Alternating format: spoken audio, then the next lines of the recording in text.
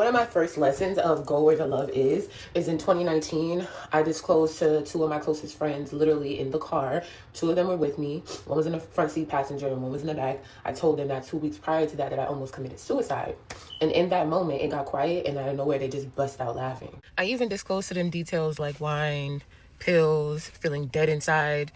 Like, I was pretty transparent with the shit. I made it quick because I recognized very quickly how disassociated they were from what I was talking about. Now, I know that in Black culture, a lot of times the way that we deal with terrible news or the way that we deal with triumph is through jokes, laughter, humor, But I was really opening up to these two people, and to my surprise, I looked around and noticed that I wasn't loved at all. I didn't take too long to talk about it. I could tell that this kind of news wasn't something that these two women were able to hold space for. And it's really interesting because that was around the time that I used to be around a certain friend group. And this specific friend group was mostly, people that I knew from high school, that I knew from, et cetera, through this person or through that person one way or another. And we used to just turn up and have a really good time. But one time, I was with them in my car and I left and I went into my house and I went into the bathroom and I just looked in the mirror. And I remember God just talking to me like, you're not about to be around none of these people. All of these people are about to be non-existent in your life. So get ready.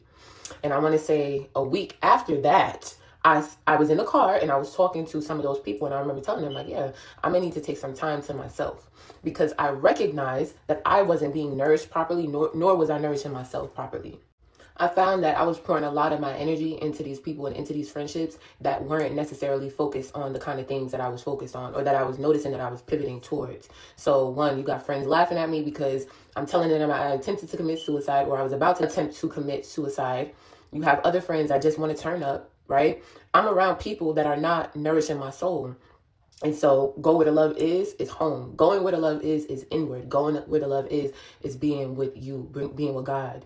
And so solitude came very, very quickly after that. My point is, fast forward 2026, and I do not have a friend group. I connect with lots of different people along my journey, and I'm very grateful for the people that I've connected with, but I don't have a lot of friends. And I noticed that this is my path. This is the path that I chose. And sometimes, I get into my modes where I do want to be around people, and I put myself in position to be around people when my soul really craves connection. But it's one of the best things that I've ever done was cut people out of my life that didn't necessarily belong in it, nor did they desire to help me grow. I've been around a lot of takers in my life, people who just want to see what they could get out of me. And so being in a space where I could just give it to myself is so revitalizing. People see it. They see it in my skin. They see it in my confidence. They see it the way that I show up in the world. It really shows.